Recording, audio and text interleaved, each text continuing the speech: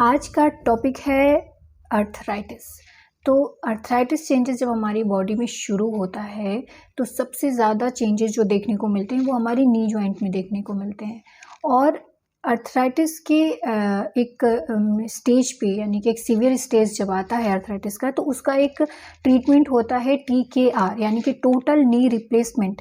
यहाँ पे हमें आर्टिफिशियल नी लगाना पड़ता है क्योंकि हमारे जो कार्टिलेज होते हैं, ओरिजिनल बोन के कार्टिलेज होते हैं, जो उनकी सर्फेसेस होते हैं वो पूरी तरह से ख़राब हो चुकी होती हैं, जो कि आपको फिज़िकली बहुत ज़्यादा डिस्टर्ब करते हैं। लाइक पेन, बहुत ज़्यादा पेन होगा, आपको वॉकिंग में डिफ़िकल्टीज़ आने लग जाएंगी, बोन्स में से आवाज़ें आने लग जाएंगी। तो इस तरीके की प्रॉब्लम्स जो होती हैं वो आनी शुरू हो जाती हैं अर्थराइटिस में।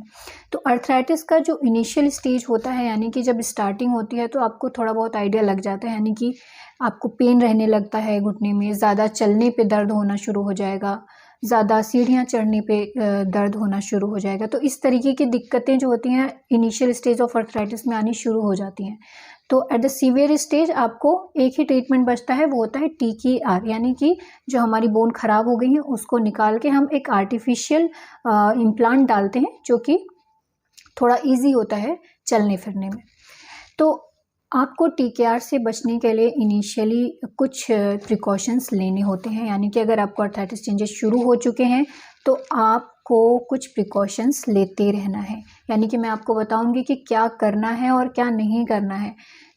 कुछ इसमें प्रिकॉशंस ऐसे हैं जो TKR के बाद भी आपको लेने ही लेने हैं, और कुछ ऐसे हैं जो आपने अभी से लेने शुरू कर दिए तो आप TKR से बच सकते हैं। तो सबसे पहले अगर मैं बात करूं तो क्या नहीं करना चाहिए अगर आपको अर्थराइटिस चेंजेस शुरू हो गए हैं। तो सबसे पहली चीज़, आपको रनिंग अवॉइड करनी है। दूसरी चीज़, आपको स्टेयर क्लाइंबिंग्स का यूजेस कम करना है, कम से कम स्टेयर क्लाइंबिंग करनी है। तीसरी चीज़, ब्रिस्क वॉकिंग नहीं करनी है, ब्रिस्क वॉकिंग अवॉइड करनी है। सरफेसेस का ध्यान देना है, यानी कि वॉक करते टाइम आपने ये ध्यान रखना है कि पैर ज़्यादा ऊपर नीचे जगह पे ना पड़ जाए। तीसरी चीज़, आप ये ध्यान रखेंगे कि इंडियन टॉयलेट का यूजेस कम से कम करेंगे। वैसे तो बहुत कम हो गया है, बट स्टिल अगर है आपके घर में तो आप उसका यूज़ कम से कम करेंगे। आपने चेयर पे एक के पैर ऊपर एक रख के नहीं बैठना है, ठीक है। आप नॉर्मल बैठिए, एक के ऊपर एक पैर रख के नहीं बैठना है। फिर नेक्स्ट है कि आपने चौकड़ी मारकर ज़मीन पर नहीं बैठनी है। ये सब चीज़ें आपने अवॉइड करनी है, चौकड़ी मारकर ज़मीन पर नहीं बैठनी है। तो ये सारी चीज़ें आपने अवॉइड करनी है, जितना हो सके अवॉइड करें। प्रोलॉन्ग स्टैंडिंग आपने अवॉइड करनी है कि बहुत लंबे समय तक एक जगह पे ज़्यादा देर तक खड़े नहीं होना है। अब हम बात करेंगे कि क्या करना चाहिए। तो अच्छा, इसको प्रिवेंट करने के लिए आपने क्या करना है। अर्थराइटिस चेंजेस जब शुरू होती हैं तो हमारी जो मसल्स होती हैं थाइस की, वो वीक होनी शुरू हो जाती हैं। तो जब वो वीक होती है उसको स्ट्रेंथनिंग करनी होती है। तो आप उसकी स्ट्रेंथनिंग एक्सरसाइजेस, जो कि मैं अपनी नेक्स्ट वीडियो में डालूंगी, आपने वो फॉलो करने हैं। वो सारी स्ट्रेंथनिंग एक्सरसाइजेस रेगुलर बेसिस पे करना है। एक प्रोटोकॉल होता है, कितने टाइम रिपीट करना है, कितने सेकंड होल्ड करना है, कितनी बार करना है। तो वो सारे प्रोटोकॉल इसमें दिए होंगे, वो आप फॉलो करिए और अपनी एक्सरसाइजेस रेगुलर रखिए। दूसरी चीज़ आप कर सकते हैं हॉट फॉर्मेंटेशन। तो हॉट फॉर्मेंटेशन लेंगे। हॉट फॉर्मेंटेशन से बेसिकली आपको फ़ायदा ये होता है कि मसल्स रिलैक्स होती हैं। मसल रिलैक्स होंगी, आपको पेन में रिलीफ रहेगा, ठीक है। स्टिफनेस कम होगी। अर्थराइटिस चेंजेस में अपनी स्टिफनेस भी ज़्यादातर देखी जाती हैं आसपास के मसल्स में लुब्रिकेंट कम हो जाने की वजह से। तो उसकी वजह से प्रॉब्लम्स आनी शुरू हो जाती है, स्टिफनेस कम होने लगती है, ज़्यादा होने लगती है, सॉरी। तो आपने हॉट फॉर्मेंटेशन लेके स्टिफनेस कम करके पेन को थोड़ा सा रिलीफ कर सकते हैं। थर्ड वन इज़ कि आपने वॉक करते टाइम नी सपोर्ट पहनना है। नी सपोर्ट्स आते हैं मार्केट में, अवेलेबल होते हैं, वो आप यूज़ करिए वॉक करते टाइम। नॉर्मल वॉक करनी है, ब्रिस्क वॉकिंग जैसा कि मैंने कहा अवॉइड करना है, वो नहीं करना है। तो नॉर्मल वॉक में आपने नी सपोर्ट ज़रूर पहनना है। नी ब्रेस भी पहन सकते हैं अगर बहुत ज़्यादा प्रॉब्लम है तो। शूज़ पहनने, स्पोर्ट शूज़ ज़रूर वेयर करना है वॉक करते टाइम, ठीक है।